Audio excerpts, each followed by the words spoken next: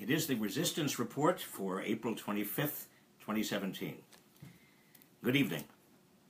The purpose of the Resistance Report, as you may know, is to provide context, to connect the dots. We are not a news program. You can get your news anywhere, but there are patterns that you need to be aware of because it is not just separate news items. There are some very important cross-currents here, particularly under Trump, in the age of Trump. And the theme tonight that connects a lot of separate stories is Trump's administration's disregard for the rule of law. And by rule of law, I simply mean the way in which democratic institutions decide or are supposed to decide on what the basic norms and rules are in a society. For example, today, Trump's former national security advisor, Michael Flynn, it turns out, may have broken the law by failing to disclose payments from Russia in his application for a security clearance. Now, the interesting thing here is that this conclusion was the conclusion of House Oversight Chairman Jason Chaffetz, along with ranking Democrat Elijah Cummings. Now, Chaffetz may be feeling a little bit freer to make these kinds of and come to these kinds of conclusions because he's decided not to run again. So he's put himself a little distant from the Trump administration. He said that as a former military officer, you simply can't take money from Russia, Turkey, or anybody else, and it appears as if he, that is Michael Flynn, did take that money. It was inappropriate. The repercussions for the violation of law. Repercussions for the violation of law. Now, under the rule of law, those repercussions have got to be pretty serious, or the rule of law becomes just a mockery. But what are the repercussions here? The House Oversight Committee is only requesting that the Inspector General at the Department of Defense and the Comptroller of the U.S. Army determine how to handle this matter. In other words, Flynn is likely to have violated the law, and that is quite serious. That is, if he were convicted, if the case went to the Justice Department, he would be liable for a felony conviction, punishable by up to 5 years in prison. But by referring it simply to the Army, the Department of Defense, the Comptroller of the Army, the committee looks like it is upholding the rule of law, but it is at most just criticizing Flynn, embarrassing Trump a little bit, but there don't seem to be any consequences. The question is, why isn't the committee sending this, referring it to the Justice Department for prosecution? At least then, if the department decided not to do anything, and with Jeff Sessions at its head, it probably would not, but at least then there would be some public pressure that could be put to use. Since he resigned, Flynn has retained a lawyer and has offered to testify about possible collusion between Trump, the Trump campaign, and Russian agents in exchange for immunity from prosecution. So clearly in his head there was the possibility of prosecution. If Flynn knows something, why aren't any of the investigating committees calling him as a witness? If he knows something, why isn't anybody taking him up on his offer of immunity in exchange for telling what he knows? Well, we'll have to wait another day for that in terms of the rule of law. But one good item today, good news, today a federal judge, again, the rule of law, agreed with 2 California cities that Trump's attempts to cut them off from federal funding for not complying with Trump's order and deportation requests is unconstitutional. U.S. District Court Judge William Orrick agreed that the counties of San Francisco and Santa Clara both of which sued the Trump administration for trying to prevent them from getting more than $1 billion in federal grants, that those grants cannot be legally withheld. Judge Reich held that the Constitution vests spending powers in Congress, not the president. So the order, that is the president's order, cannot constitutionally place new conditions on federal funds. Now this is an important issue here. What the judge is saying is that because Congress has the power to make decisions over spending, it is simply constitutionally impermissible for the Trump administration to burden those spending decisions with new requirements.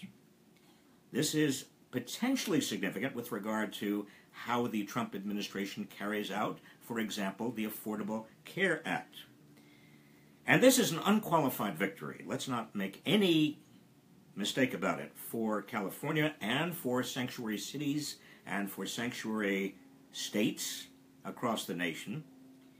By the way, this includes some of the largest cities, including New York, Chicago, and Los Angeles.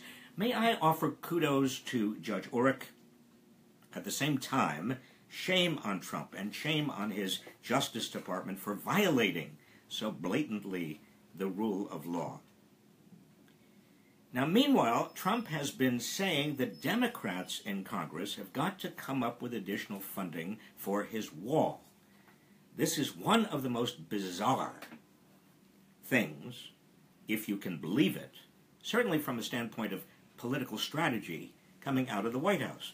Now, again, Trump is saying that if there's not going to be a closure of government, and funding for government runs out Friday at midnight, if there's not going to be a closure, he said, he's got to have funding for his wall in that spending bill, and because Republicans are not going to vote for that, he's got to rely on Democrats. And if the Democrats don't come through, says Trump, there's going to be a government closure, a shutoff of funding. What's odd here, remember, Trump originally said Mexico was going to fund this wall, and then when he didn't get support from Mexico, he went to Republicans who obviously said, we don't want to fund the wall. And now he's threatening Democrats, but you see, he's threatening Democrats with closing his own government. He now runs the executive branch. And what would closing government do? Well, maybe it would mean that Trump could not carry out some of his crazy policies. Now, it turns out that much of this is moot anyway, because today the Republicans came out with their spending bill, and it turns out funding for the wall is not even in the spending bill at all. This is a way for Republicans to say to Trump, we don't have to even listen to what you want any longer. Now, there is one bill, one initiative that Republicans in Congress very much do want. They want it because their patrons on Wall Street, in big corporations, wealthy individuals, they all want this, and Trump is following Republicans' lead and saying he wants it as well. What is this? It's a tax cut for big corporations. Big corporations are the major beneficiaries. He wants the corporate tax to drop from 35% to 15%. He's going to make this big announcement tomorrow about why corporate taxes should be lowered. And on the basis of what has been released from the White House, he's going to make an argument that corporations need it for their competitiveness. This is absolutely rubbish. Corporations don't need it, and it doesn't improve and won't improve corporate competitiveness. The White House says, for example, that U.S. rates, corporate tax rates, are among the highest in the world. That's utter baloney. After corporations take tax deductions that they are allowed to take under the Internal Revenue Code and also tax credits, it turns out that they typically pay a rate of 27.9%. Now, if you look at every other advanced nation, what's the average there? It's 27.7% tax rate. Almost no difference at all. But even worse, corporate tax cuts of a sort that Trump and the Republicans are now trumpeting will leave a gaping hole in the federal budget deficit, according to Congress's own Joint Committee on Taxation. This tax cut for corporations will reduce federal revenue by $2 trillion, that's trillion dollars, over the next 10 years. Well, what does this mean? It means we're either going to have to cut, Trump will recommend and the Republicans will propose and vote on cutting programs for the poor, or there'll have to be a tax hike, or in some other way, you and I and most other people are going to have to make up the difference. Why should corporations get a tax cut? What is the logic? The White House says, well, it'll promote economic growth, but there is not one iota of evidence that tax cuts actually promote economic growth.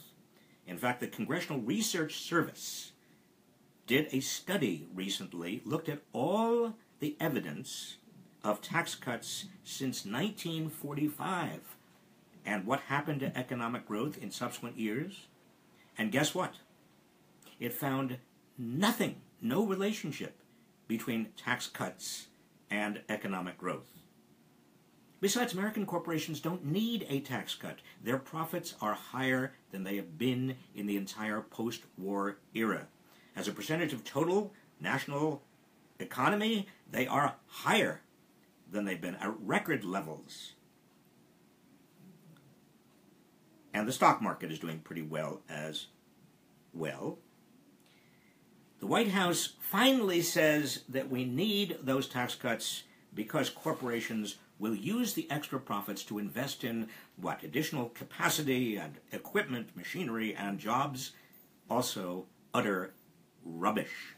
What are they doing with their extra profits right now? Big companies that are more profitable than ever, they are using those profits to buy up their own shares of stock in order to raise the prices artificially of those shares. And they are buying up other companies in the hope that that will also raise their share prices. They're not using the extra money for investment in plant, equipment, or capacity, or in jobs. You know the way you get more jobs? The way you get more jobs and get companies to generate more jobs, you have a growing middle class that has the purchasing power to turn around and buy more stuff, which will get corporations to hire more people in order to respond to growing demand. That's the way corporations operate. That's what we have evidence about. But as long as the middle class continues to shrink and many poor people cannot possibly afford to buy the things that they need, then corporations are not going to have the incentive to create jobs. Hello? The 100-day mark for the Trump administration will be coming up, by the way, this Saturday. Where will Donald Trump be? Well, he will be holding, guess what, a rally. Not a rally designed to bring Americans together. You know, I was struck by this. I was reading recently about other presidents and what happened after very, very divisive elections. Most of these other presidents, after they were elected, they did a number of things, gave speeches to bring people together, heal the wounds. I mean, even after the Civil War, Abraham Lincoln, you may recall, historically, called for Americans to have malice toward none.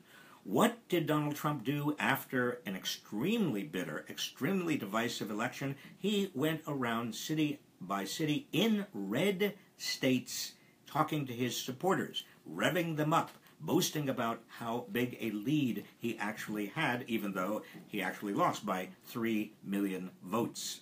He's going to do another one of those to celebrate his 100th day on the job.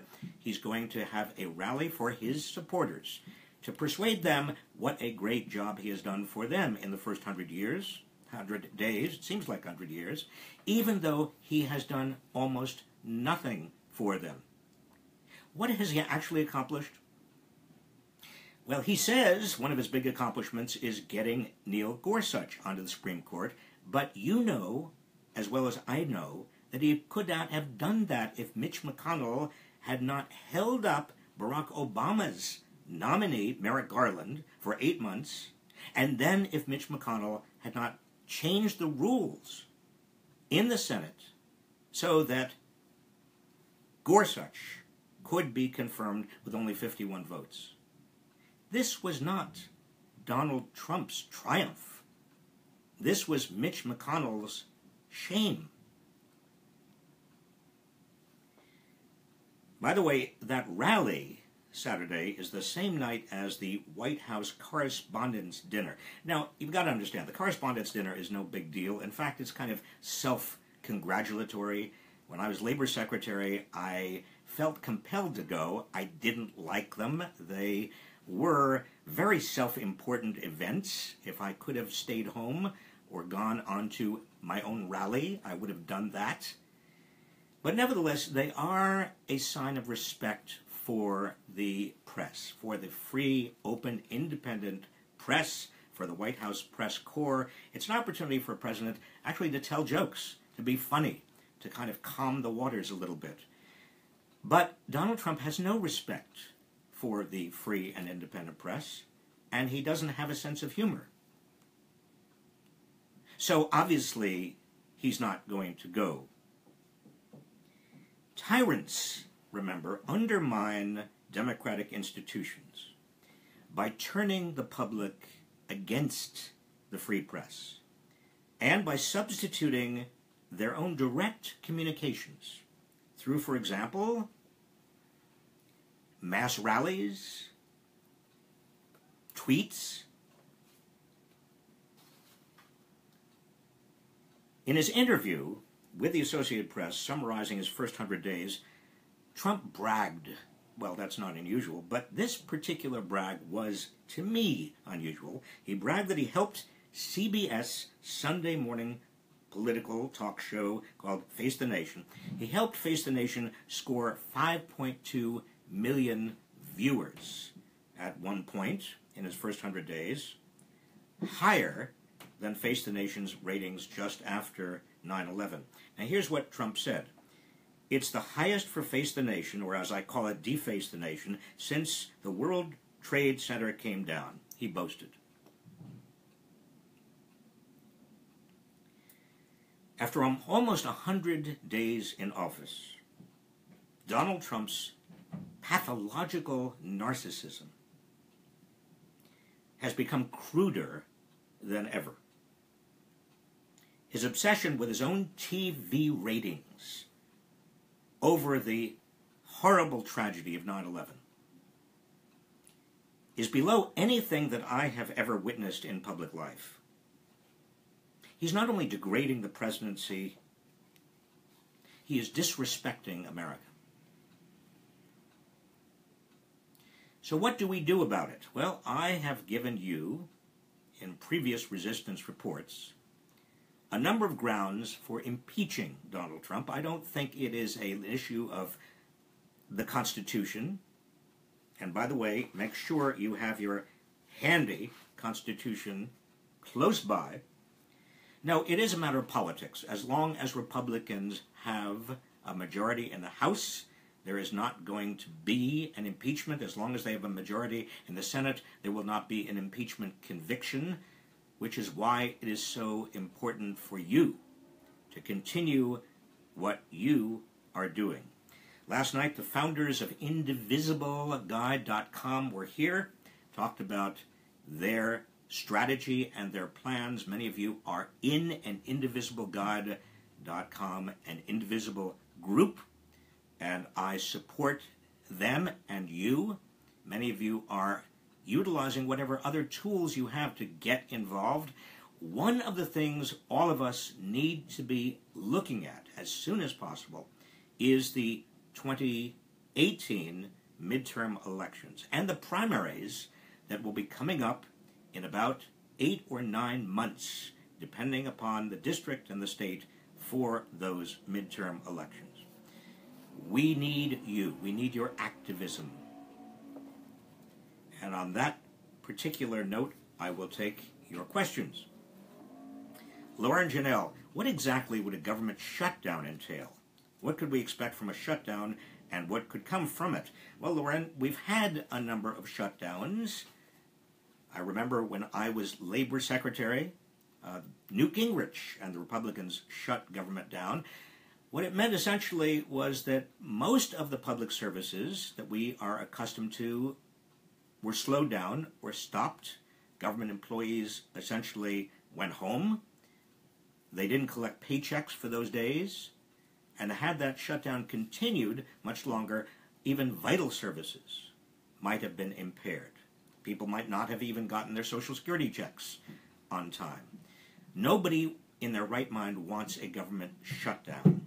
And it led, in that instance, not only to Newt Gingrich's downfall, but also gave Republicans a huge black eye. Megan Emery, the Republicans are always calling for smaller government. Is it possible that they really want a complete government shutdown to happen this week? Megan, again, I don't think they do. I think they've learned their lesson. I hope they've learned their lesson. And it's even more absurd right now because they run government. They have control over both chambers of Congress, but also over the entire executive branch of government. Why would they shut down government? You know, it reminds me of something that I've thought and asked myself quite often over the years. If you hate an institution so much, how can you be part of that institution? What do you do in the morning when you brush your teeth and look in the mirror and say, boy, I hate the institution I am working for or overseeing, or I'm in Congress to somehow represent the voters in? I don't understand, quite frankly, how so many Republicans can hate government and also serve government at the same time. Paul Ariete, can the Democrats and independents filibuster any tax proposals that might pass the House? Paul, it's hard to filibuster for the simple reason that there's something called reconciliation. You may have heard it. It is a technical term, but it's a parliamentary term. It means that tax bills can move through the Senate without filibuster. That is, there is no real opportunity for Democrats to stop a tax bill if there are 51 votes for that tax bill, and that's exactly what's going to happen. Sharon Fitzgerald, given there are no non-theological reasons to have laws limiting abortion, gay and transgender rights, embryonic stem cell research, and so on, why aren't they struck down as violations of the Establishment Clause? Well, Sharon, there's been some litigation about this, and there will be continued to be litigation about it. The Establishment Clause, again, says that there shall be no establishment religion. Congress shall make no law respecting an establishment of religion or prohibiting the free exercise thereof. But though this First Amendment has got to be interpreted by courts, and it continues to be interpreted by courts, not every judge sees every provision that you listed as violating the Establishment Clause. Unfortunately, Neil Gorsuch has been and has a record of going out of his way to allow religious issues to trump, excuse me for that verb, to trump other concerns, such as, for example, free speech, or such as, for example, the rights of individuals to marry the people they want to marry. So I think there's going to be a lot of Establishment Clause litigation before the Supreme Court, and to be completely honest about it, I'm a bit concerned. Deborah Barry, instead of cutting corporate business taxes from 35% to 15% and hoping it has a trickle-down effect, maybe a better option would be to require corporations to achieve benchmarks to earn tax deductions, like the model that requires work first for families to receive food stamps or income assistance. What do you think? In other words, Deborah, you're saying that in order for corporations to get their tax cut, they've got to somehow earn it. They've got to be in a category of corporations that achieve a certain level of social responsibility. Well, I'm all in favor. In fact, when I was Labor Secretary, I and some Democrats on the Hill, and even a few Republicans, did join together to create a new category of corporation that would have a lower tax rate because it did things that were socially responsible. And most people would define as socially responsible in terms of employees and communities.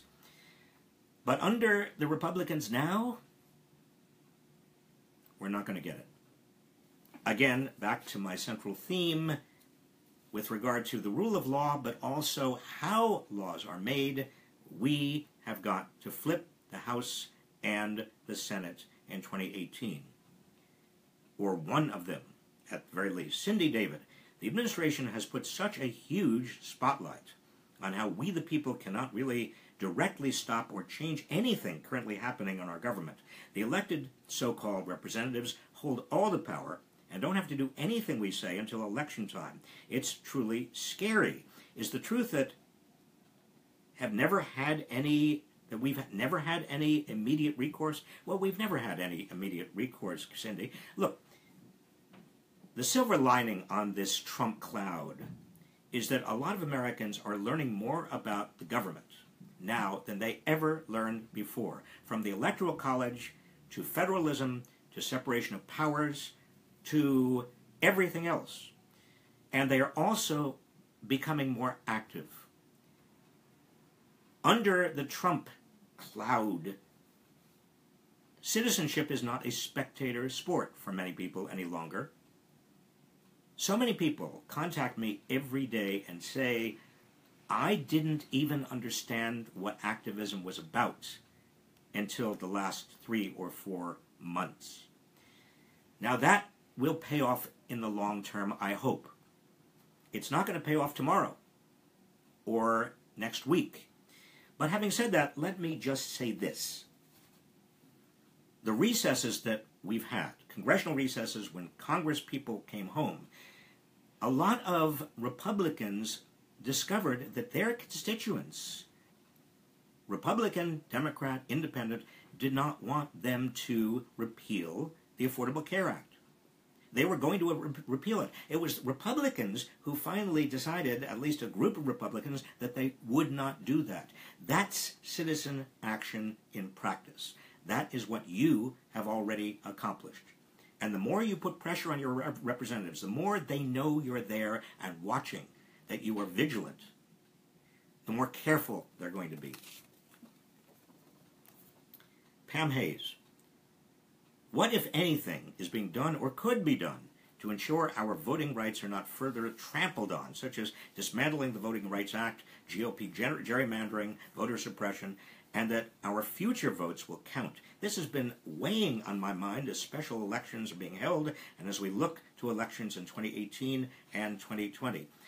Pam, I am chair of an organization called Common Cause, and Common Cause, along with a number of other organizations, really does focus on voting rights, on getting rid of gerrymandering, on reducing or eliminating voter suppression through ID laws, and all the other things that are happening at the state level. Your question is mostly a question about states, because states under the Constitution have most responsibility and most leeway in determining what those voting laws are going to be.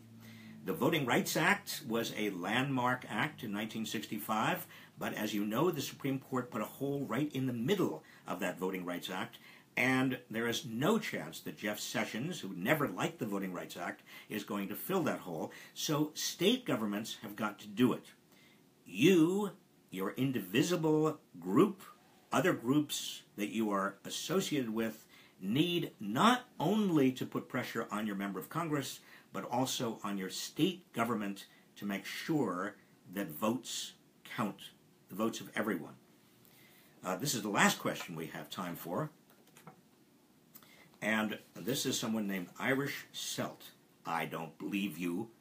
How does one influence those who currently hold power when most of them seem to have selfish interests against the people? Well, Irish, let me say a couple of things. First, in my experience with members of Congress, with politicians, over the last, this year is my 50th year in politics. I really started in 1967 as an intern for Robert Kennedy in Washington. In my experience, most people in public life, most members of Congress, most legislators, most people who serve, really do care about the public interest. Now, in recent years, it is very true, a lot of them use it as a stepping stone to make money as lobbyists, and presidents and former presidents of both parties make a lot of speeches and make a lot of money. But nonetheless, the prime impetus of most people is to do well by the public. Not all, not all. So what I want to just urge upon you is to avoid complete cynicism about our system. The more active you are, again, the better it will be. If you want to run, I urge you to run. Get involved. Get involved on your local level. Run for school board. Run for city council. Run, if you can, for Congress. Run for state senate, state assembly. It is because of people like you who get involved in American politics that we have a better chance of having people who really will do the public's interest, who will have the common good at heart.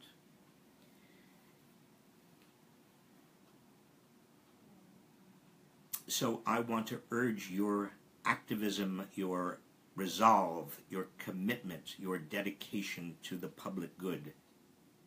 And thank you for everything you are doing.